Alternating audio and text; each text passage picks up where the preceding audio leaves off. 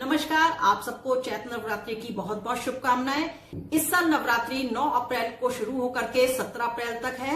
माँ आपके लिए खूब पैसा, तरक्की, सफलता, सुख, शांति लेकर के आए। वैसे तो कहा जाता है कि माँ की सवारी सिंह होती है, लेकिन ऐसा युद्ध के समय होता है जब माता युद्ध में होती हैं।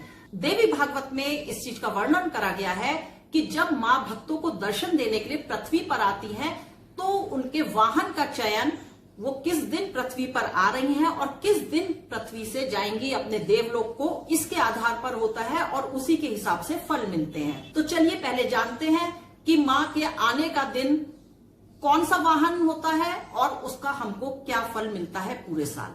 जब माँ सोमवार और रविवार को आती हैं तो हाथी पर सवार होकर के आती हैं। इस साल ऐसा बताया गया है कि देश के बहुत सारे भागों में बारिश का आसार देखा जाएगा।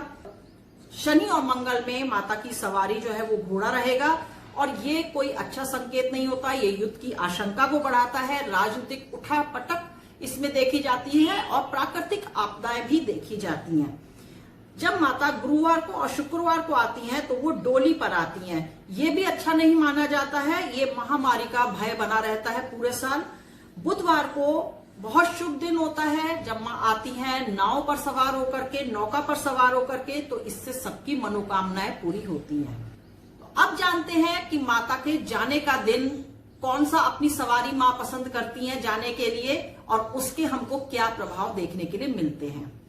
अगर माँ के जाने का दिन रविवार और सोमवार को है तो वो भैंसे की सवारी पर जाती हैं, जो हमको रोग शोक दे करके जाता है। शनिवार और मंगलवार को यदि माँ जाती हैं तो उस दिन उनकी सवारी होती है मुर्गा, जो हमारे जीवन में पूरे साल कहीं ना कहीं कष्ट बढ़ाने के लिए जिम्मेदार रहता है।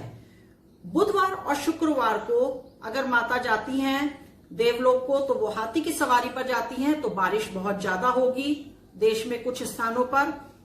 और अगर गुरुवार का दिन होता है तो मनुष्य की सवारी पर जाती हैं, जो सुख समृद्धि में वृद्धि करता है, देश में शांति फैलाता है।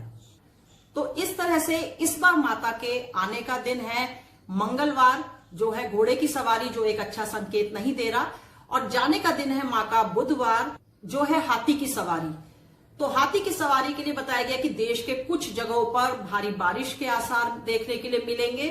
तो जब हम अपना पूजा पाठ करेंगे तो माँ से सब तरह के दुखों की शांति और इन सब चीजों की शांति की, इस तरह की चीजें हम लोगों को फेस ना करनी पड़े, उन सब के लिए हम लोग प्रार्थना करेंगे। पूरे समाज के लिए, पूरी सृष्टि के लिए हम लोग इस तरह की प्रार्थना करेंगे और हमेशा अपनी तरफ से कोशिश करेंगे कि हम जितना लोगों की मदद कर पाए, जितना लोगों की सेवा कर पाए।